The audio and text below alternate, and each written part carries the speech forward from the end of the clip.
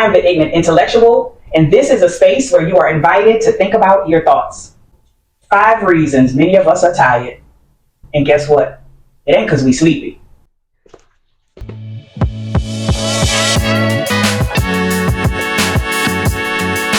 Reason number 1 is that we have an obsession with being humble.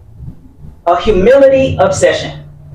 But really, I notice that often we say we're being humble, or we promote ourselves as being humble, when the reality is that we are playing small, shrinking ourselves, which makes sense given the definition of humble. So let's look at it.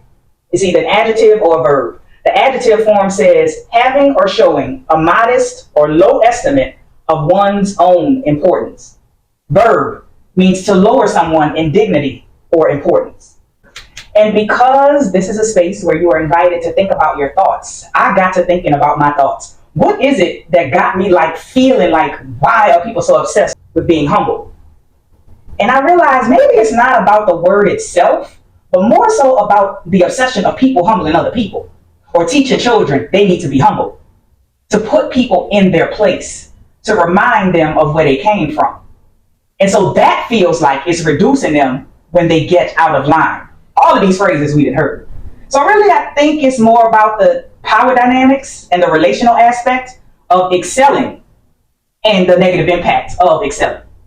So I know some people might have a knee-jerk reaction and dispute the definition of the word. And so maybe what's happening is that we're having a realization that we have been programmed since we were children and conditioned to see ourselves as less than, and that being a good thing. It makes me think about which direction people's minds tend to go when they read or hear something. Some people's minds go to, how is this information wrong? Ask yourself when you ask people for sources. Often, we ask people for sources when it is interrupting our beliefs. Challenge this, dispute that. And then other people's minds go to, how might this information be valid? In what ways does this play out in my life or in the people who I know's lives? Where might this person be coming from? Knee-jerk reactions and knee-jerk denials feel more commonplace than sitting with a thing before shooting out a response, no matter the direction of the response. I grew up in a house where it was rare that things was made a big deal. I remember at my college graduation, my favorite professor asked my mama after graduation, "Aren't you proud of Shawnee?" My mama looked her dead in her face and said, "Graduation is expected in my house. You don't get extra credit for syllabus work." Now imagine being already I was already 21 at that time. That's 21 years of indoctrination. And I realized that I minimized other people's self-celebration. I'd be like, why is she making such a big deal about this? Big shit, deal shit. We are taught that we can't be proud without a ton of shame coming with that. And that don't mean that happened in that way in your life, but humbling and humility, the preoccupation with it, I am sure that it is racialized.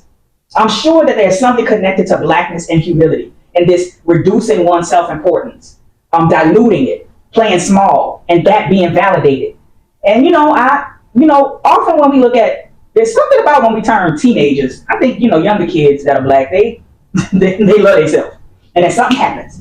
Either culture or society shifts that pride out of you with this humble thing.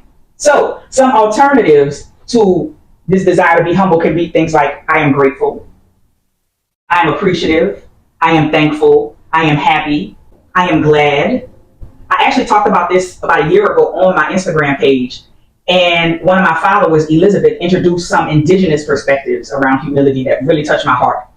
And some of the idea around humility for indigenous cultures, because we can't talk about this without talking about whiteness as part of this humble obsession, and whiteness constantly trying to humble black people, especially black women. So Elizabeth introduced this indigenous perspective around humility, and it centers community. So reminder of our connection to community, to make sure that our work is being done with community in mind. Even if the work is us as an individual, we are always carrying and holding our community with us. And to not forget our community and move and rooting it as we move forward in our individual paths. Rooting community even in our individual paths. To be less selfish, especially in the vein of the egotistical selfish people we see in society today. So it's taking this idea of humility from belittling and self-reducing into Don't forget, you don't do this alone, because whiteness is very individualistic. Whiteness will have you out here. A lot of us, we experience this. We feel like we're failing because we're failing at things that are not designed for individuals to be trying to do by themselves anyway. So this obsession with individualism and whiteness, this shift with indigenous communal movement, even if I am alone, I am not alone. Even if I feel as if I'm doing this singular thing by myself, I have a community of people with me. And that reframe of humbling is so much better than reduce yourself to be mere peon of nothingness. Reason number 2, results obsession and journey indifferent. Meaning we are obsessed with the results and the outcome, and we downplay the journey of the process. We have to beware of destination addiction. It's a preoccupation with the idea that happiness is in the next place, the next job, the next partner. Until you give up the idea that happiness is somewhere else, happiness will never be where you are. And that's a quote by Robert Holden. We are obsessed with results. We are obsessed with getting there. This one big moment, instead of journeying and loving that journey. And that brings me to reason number 3 of why we tired. Because it's not about sleeping. Reason number 3 is that we ignore the mundane miracles. And what do I mean by that? I mean, our world teaches us to focus on the big. Aim for the stars. You deserve nothing but the best. Don't stop until you get to the top. But my question is, what about the mountaintops in comparison to the stars? What about okay? The okay is perfect. What about it being okay? That being perfect. What about the halfway point while we're drilling? Don't stop until you reach the top. We ignore the mundane miracles. Adrienne Marie Brown is a brilliant person, a brilliant writer. One of my favorite offerings by her is emergent strategy. And one of the strategies in emergent strategy goes perfect with this idea of overlooking and ignoring the mundane miracles. And it says, small is good, small is all. Now, when I heard that saying, what I hear is that there's no big without a bunch of smalls, which means to me that there is no big. What do I mean by that? Is that there is only a cluster of smalls that make up a big. So when you fixate on these big miracles, you're going to be disappointed every single time because there is no big. The big is the sum total of the smalls. So we know this to be true when we look at things like unintentional weight gain. It's gradual, it's cumulative, it happens over time. You don't gain 30 pounds in a day. You gain 30 pounds over the course of months or years. You intake calories, calories turn to grams, grams turn to pounds. This happens over time. You don't lose 30 pounds in a day either. You lose grams, which means you lose pounds, and that takes time. And for those of us who want to gain weight, the same thing. When you ignore the monotonous moments in your life, you will be conditioned to be numb when the big moments come. I have watched so many celebrities talk about the big moments. I remember watching an interview with Lynn Whitfield, and she talked about how in one of the biggest moments of her life, when she got a huge award, she was numb. She didn't really feel much joy. I've seen Sarah Jakes Roberts talk about how she's had big moments in her life and she just felt numb. Now, I don't know if these people ignored the numbness moments, but I would argue that they probably did because they live in the same world we live in. We are conditioned to focus on the outcome and the big. And baby, if you can't just enjoy taking a different route to where you're going and seeing something different, the monotonous, the mundane miracles, taking a different path. If you take a walk in the evening around your house, turning a corner that you don't normally turn, the mundane moments, the mundane miracles. When you ignore the journey, you will be less excited when you get to the destination because you focus on something that doesn't exist. Destination addiction is a very real thing.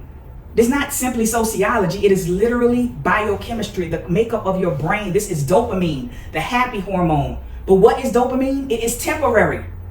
This is serotonin conversations, the like hormone. You will biochemically feel better if you focus on the mundane in your life, literally. If you do not root pleasure in the monotonous miracles, the everyday experiences with your loved ones, if you watch children, how they play, children play like they've never played before and like they're going to never play again. Each time they engage in play, it's brand new for them because they are aware in that moment, that's all that matters, that moment. I often hear people say that they were knee deep inside of a big moment, but felt numb, like I said before. Like I said, their book hits the New York Times bestseller, or they successfully defend their doctoral dissertation. They gave birth. They got the job they wanted. They got married, and they were numb. Those same people often admit that they ignore the mundane miracles. Can you imagine if you looked at each time you drove down the same path or took a slightly different path the way a child looks at play? That you've like never driven this before and like you'll never drive it again? Man.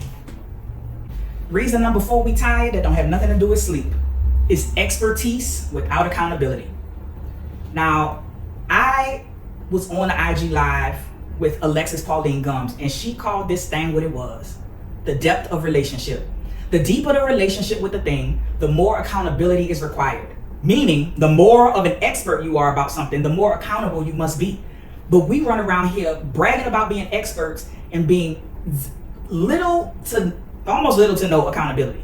The more you know a thing, the more accountable you are to that thing and to the people and the places connected to it, which goes back to the indigenous framing of humble, communal. The more I learn, the more I grow, the more I'm accountable to my community. What if that was our standard? It is likely that is why we tired, because we experts on all these things, on these committees, and little to no accountability. I see politicians all the time, when people follow them with cameras and try to call them out while they're eating dinner, they have the brazen gall to feel like those people are out of place. Ma'am, sir, you are a politician. You were voted in office, and you are being unaccountable to your people who voted you in office. You are a civil servant, but you are an expert at this thing. You used all of that in your platform when you tried to get our votes, and you're in office, no accountability. Those people who are disturbing you at dinner are bothering you. Those are your community members. Those are the people that you're supposed to be accountable to. So if we reframed expertise as inherently holding accountability, that would be a whole different ball game. And this is some of the reasons why we tired. That don't have nothing to do with I need sleep or I need to go on a vacation. The last reason number 5, that we are tired, that don't have nothing to do with sleep. We ignore the meanings of cravings. Now, what do I mean by that? Cravings are the language of our inner child. I firmly believe that our inner child often speaks to us via cravings, and not just regular cravings. I'm talking intense, almost nagging cravings, almost compulsions. They are asking us for things that we haven't had in years, things that take us back to a sweeter moment or to a sweeter child, peanut butter and jelly sandwiches, certain potato chips, certain meals, certain movies to watch.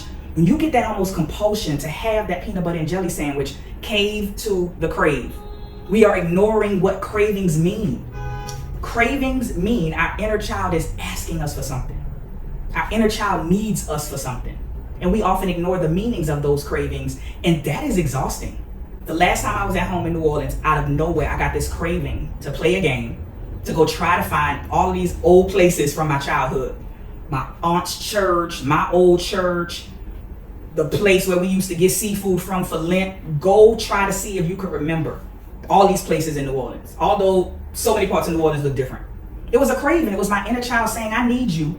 I need to go back to those places. I need to be reminded. I need to see them again. I need to see if they're still there. I need to see if they're gone. Then I need to begin a grieving process. But I don't know if I need to grieve their existence because I don't know if the buildings are still there.